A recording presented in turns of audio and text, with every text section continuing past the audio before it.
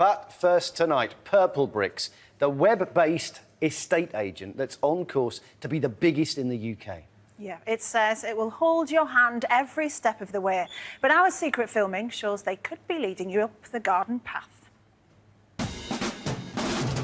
The process of selling your house has barely changed in the last few decades. You pick a high street agent you trust, they advertise your property, show people around, and then take a percentage cut when you sell.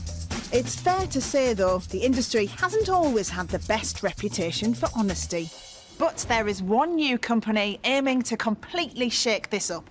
Purplebricks is an online estate agent that promises to revolutionise the market. Now, there are no high street shops. Your house is just advertised across property websites, and they don't take a percentage commission. No commission?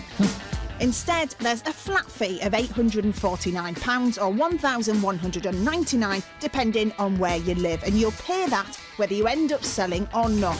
And there are charges for any extras, like organising viewings. Now, the company has big ambitions, aiming to become the largest estate agent in the UK in the next few years. But it's already found itself in trouble with regulators. The Advertising Standards Authority has banned 6 of its claims in the last 18 months alone, including a promise that customers could save £4,158 compared to traditional estate agents, which the regulator said Purplebricks couldn't back up and was likely to mislead. And customers who've contacted us have also said they have felt misled by what they've been told by Purplebricks and its agents. John Bristow from South London chose to sell his house with Purplebricks in January this year because of the savings he thought he'd make over a traditional high street agent. The Purplebricks agent explained the fees during the valuation, offering him the option to pay upfront or pay later. John decided to defer the payment, but that came with a consequence he didn't expect. I received an email after I deferred it to say that I entered into a credit agreement with Close Brothers. So what was your reaction then when you got this email? Well, my first reaction was, who are Close Brothers? I entered an agreement with Purplebricks. I felt that I'd been cheated into something that I wasn't led to believe that I was going into. John maintains he was never told during his valuation that choosing to pay later would mean he was taking out a loan with Close Brothers, an entirely separate finance company. And he was also unhappy when he discovered the so-called local property expert actually lived nearly 30 miles away. And we've heard from more Purplebricks customers who don't think the company lived up to its claims, including Kate Armstrong, who wanted to sell up her house in the Wirral to buy her dream retirement home in France. Kate felt she had a complete lack of communication from Purplebricks, who failed to tell her the original buyer had dropped out and been replaced by someone in a large chain. This nearly scuppered her chance of securing her new home. All of this despite the company's promises to hold her hand all the way through the process. My very own brilliant local property expert took care of every step of the sale. So the advert on the television was telling me, we hold your hands. And I'm sitting at home thinking, no, that's not what happens. You don't even phone me when the offer on the house is no longer a true offer on the house. Kate complained to the property ombudsman, who awarded her £200. She did manage to move to France using a traditional high street agent, which she wishes she'd used from the off. I just used to scream. I just felt like I had to keep my cool with the agent over the phone. My feeling was that they knew no matter what happened, they would get paid. It didn't make any difference what they did, what they didn't do. They were going to get paid. So, after complaints from customers and regulators, has Purplebricks finally learnt its lesson? And are customers now getting fair and clear information? Well, we put them to the test. We rigged up 5 properties across the country and went undercover. Posing as homeowners looking to sell, we invited a Purplebricks local property expert to each house. On some things, the agents we met were very clear. They did seem knowledgeable about the local property market and how the online process works. But as our viewings continued, some of what they said started to raise alarm bells. 2 of our 5 agents made claims about the number of houses they'd sold that seemed to be wildly exaggerated. On my own, I'd regularly list between 20 and 25 houses per month. On my own. Which is completely manageable. Completely manageable.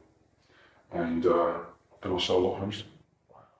What's the ratio to sales for this? 92%. Sounds good, doesn't it? But when we checked this out ourselves, it seemed this agent was listing between 8 and 11 houses a month, half of what he told us. Now, you might expect a little exaggeration from your estate agent, but when it comes to the financial side of the deal, well, you should get absolute clarity on what you're signing up to.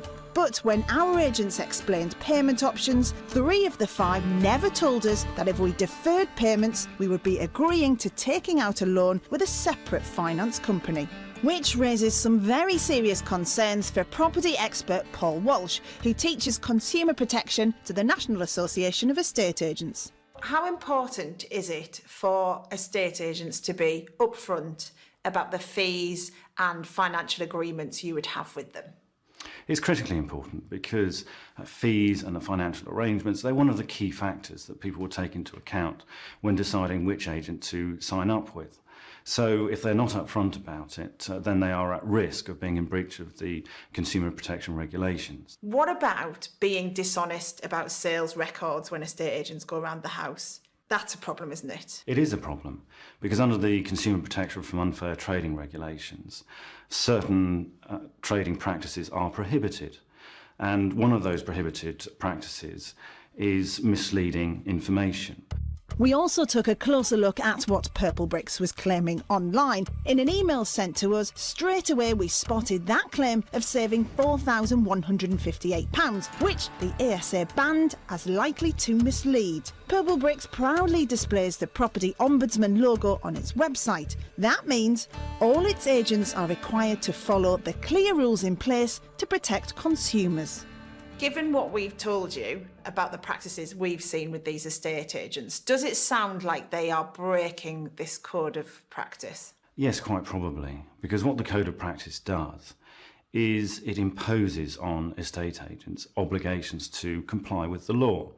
So some of the things that we've talked about are potentially breaches of the consumer protection regulations, and therefore de facto, they are a breach of the Code of Practice.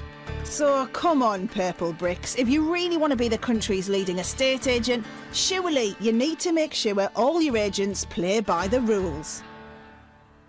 Well, with us now is Michael Bruce, who is CEO of Purplebricks. Thanks very much for joining us. My pleasure. So looking at that film, we've seen agents exaggerating sales. You are not being upfront with customers about loans they're taking on, and you're still using misleading information that's been banned. It's not looking good, is it? I think when my brother and I founded Purplebricks, we founded it to give consumers a better choice, and we also wanted to give them something which is much more transparent, much more convenient, much more cost-effective. We accept, though, that along that journey there will be occasions where there will be obstacles, and there will be occasions where we get things wrong.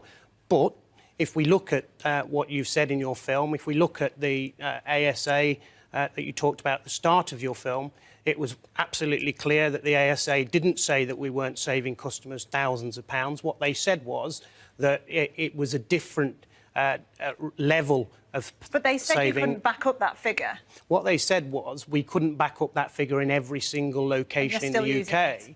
And what happened was that we did actually take it down from over 1,000 locations.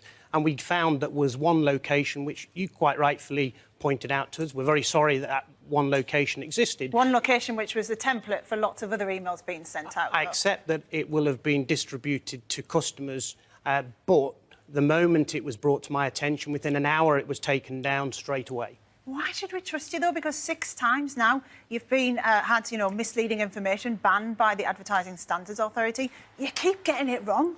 Purplebricks is the most positively reviewed agent in the UK. We're very proud of the fact that we have loads of brand advocates from customers, but we accept that on occasion we will get that wrong.